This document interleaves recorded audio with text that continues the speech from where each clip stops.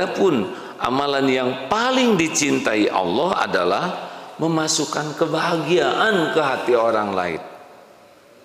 Itu amalan yang sangat dicintai Allah itu.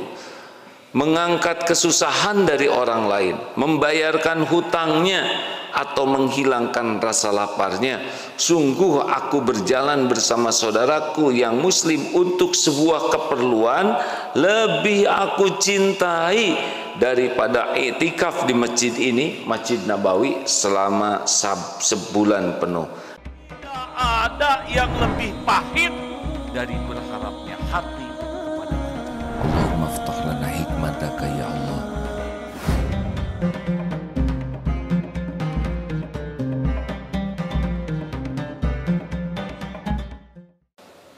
Bismillahirrahmanirrahim. Assalamualaikum warahmatullahi wabarakatuh.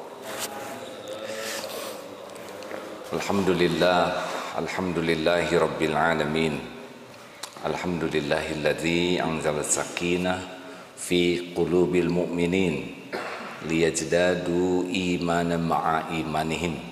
Allahumma salli ala Muhammadin wa ala alihi wa ashabihi ajma'in. Apa yang paling penting dalam hidup ini? Halo? Yang paling penting dalam hidup ini adalah pertolongan Allah. Benar? Karena segala-galanya ada dalam genggaman Allah sepenuhnya. Susah itu karena jauh dari pertolongan Allah. Tapi kalau Allah memudahkan, pasti akan mudah. Maka pikiran kita bukan sibuk menyelesaikan masalah. Pikiran kita itu sibuk bagaimana agar kita ditolong Allah menyelesaikan masalah. Bukan sibuk ingin sembuh, tapi sibuk ingin disembuhkan oleh Allah. Bukan sibuk ingin hafal Quran, tapi sibuk bagaimana Allah memberikan keberkahan di antaranya hafalan.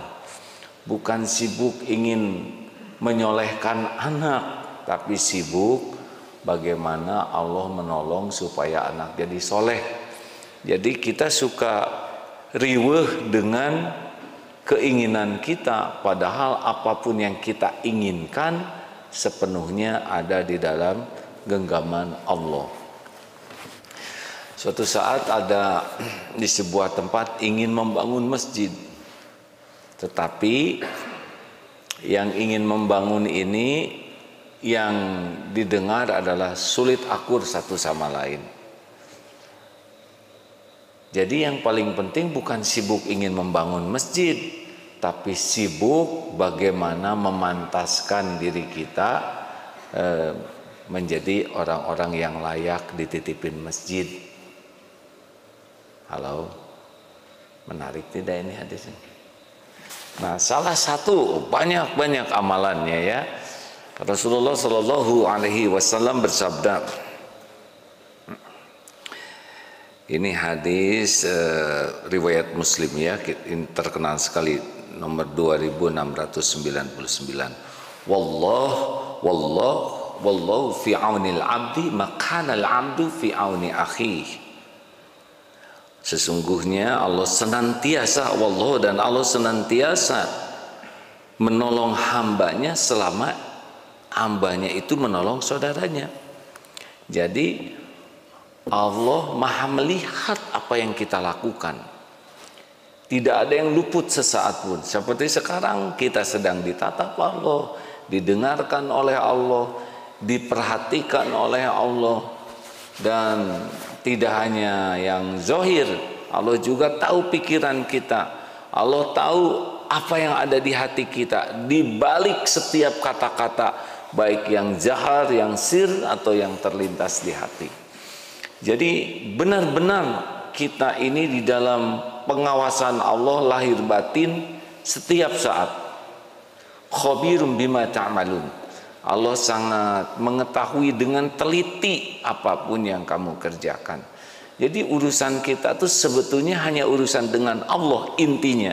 Karena kita berinteraksi dengan manusia juga itu semata-mata karena Allah, dan berhasilnya kita berinteraksi itu juga hanya dengan pertolongan Allah. Jadi Allah Maha tahu kita dalam keadaan kesulitan, masalah. Nah, dan itu pun terjadi dengan izin Allah. Tapi kalau kita serius sekali di dalam kegelisahan, kesempitan, kita melakukan sesuatu, beda ya, sempit. Kita sedang lapang dengan kita sempit.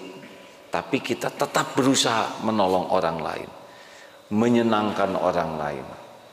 Nah, itu Allah akan membuat kita punya kesenangan, kebahagiaan. Kita susah, tapi kita berusaha menyenangkan orang lain. Dan Allah lah yang akan membuat kita senang. Ini ada hadis lainnya ya. Ini karena tertarik sekali kemarin mendengar ada seorang ulama yang setiap pulang dari masjid itu sengaja berkeliling ke orang-orang dekat dan tetangganya hanya untuk membahagiakan. Cari dalilnya yang mana ini ya? Ahabbun nas ilallahi ta'ala, manusia yang paling dicintai Allah Ta'ala adalah yang anfa'uhum linnas, yaitu orang yang paling banyak memberikan manfaat bagi manusia. Adapun amalan yang paling dicintai Allah adalah memasukkan kebahagiaan ke hati orang lain. Itu amalan yang sangat dicintai Allah itu. Mengangkat kesusahan dari orang lain, membayarkan hutangnya atau menghilangkan rasa laparnya. Sungguh aku berjalan bersama saudaraku yang muslim untuk sebuah keperluan, lebih aku cintai daripada iktikaf di masjid ini, Masjid Nabawi, selama sebulan penuh. Hadis ini derajatnya hasan dari Imam Tabrani. Nah, jadi suatu saat Imam Hasan Al-Basri mengutus muridnya membantu orang lain yang sedang dalam kesulitan. Lalu beliau menyuruh kepada muridnya, hampir itu Sabit Al-Banani, bahwa dia bersama kalian. Tapi ketika Sabit didatangi, ia berkata, maaf, aku sedang itikaf. Lalu murid-muridnya mendatangi kembali Al-Hasan Al-Basri. Lantas mereka mengabarinya. Lalu Imam Hasan Al-Basri mengatakan, wahai Amash, tahukah engkau bahwa bila berjalan menolong saudaramu yang membutuhkan pertolongan itu lebih baik daripada haji setelah haji? Lalu mereka pun kembali kepada Sabit dan berkata seperti itu. Dan Sabit pun meninggalkan itikaf mengikuti murid-murid Hasan Al-Basri untuk memberikan pertolongan kepada yang lain. Nah, rekan-rekan sekalian, hari-hari kita selalu membahas COVID ya, ekonomi sedang susah, gak bisa kemana-mana. Seakan-akan Allah menciptakan episode ini hanya untuk menyusahkan kita. Tidak, kita itu susah karena dibuat oleh kita sendiri. Padahal kalau kita mau bersyukur saja, lebih banyak yang bisa kita syukuri dibanding dengan percovidan ini, betul? Tuh, masih bisa ngangguk. Itu mahal ngangguk itu, hadirin. Gini tuh mahal, nikmat itu. Berarti ototnya jalan, berarti peredaran darah masih puguh, otaknya masih normal. Karena kalau nggak bisa mendengar dengan baik, tidak akan merespon, betul? Tuh, ketawa itu nikmat, itu bisa itu nikmat. Berarti masuk ke telinga, diperintahkan ke otak, ketawa, kemudian direspon oleh otak dengan kecepatan yang sangat tinggi. Angkat bibirnya, keluarkan udara dari paru-paru, kecilkan pita suaranya, angguk-angguk dikit. Ada yang susah itu nikmat besar, tapi kita tidak mensyukurinya. Bahkan kita lagi sedih aja, tuh orang mah sedih, itu juga nikmat, berarti dia normal ya. Coba kalau lagi sedih dia ketawa sendirian. Nah, hadirin sekalian, jadi gimana sekarang? Ayolah, di dalam situasi seperti ini Jangan lupakan amalan yang paling dicintai Allah itu memasukkan kebahagiaan kepada orang lain. Ini mah sederhana. Tinggal kita bicara baik-baik, senyum saja. Udah membahagiakan orang. Wajah senyum itu tabassumuka fi wajhi akhik shadaqah. Sudah sedekah. Kita punya wajah bete ya. Orang lihat wajah kita teh enak. Untung sekarang pakai masker ya kan. Tapi halis tetap menjelaskan ya. Punten ya, punten ini cerita sedikit. Sebetulnya kalau menceritakan diri itu kurang begitu baik. Tapi kemarin ke sebuah toko sedang menunggu anak parkir. Nah di samping itu ada yang sedang berusaha parkir. Wah, ladang amal nih. Terus saja, silakan, silakan. Selesai, dah. Tidak tahu siapa dan bagaimana ya. Selesai parkir itu, tiba-tiba datang berdua. Hakim ya kan. Bagaimana tahu? Saya kan pakai masker. Ya tadi nyebut terus katanya begitu. Jadi hafal suaranya.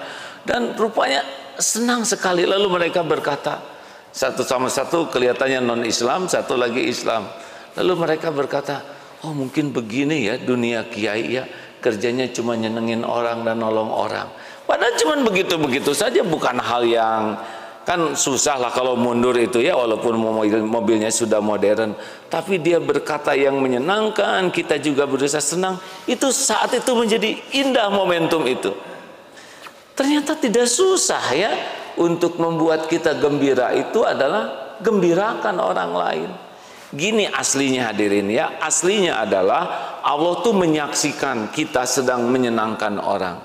Allah tuh menyaksikan di balik semua keterbatasan yang kita miliki, dan Allah tahu kita punya keterbatasan. Kita berusaha membahagiakan orang, baik dengan kata-kata yang baik, dengan senyuman, dengan sikap. Dan Allah menyaksikan sepenuhnya. Dan Allah lah yang membulak-balik hati kita. Hati kita digenggam oleh Allah Subhanahu wa ta'ala. Allah tahu kita berusaha membahagiakan orang, dan tidak sulit sama sekali Allah menurunkan kebahagiaan di hati kita. Kalau urusannya dengan Allah, hidup ini menjadi lebih simpel hadirin sekalian.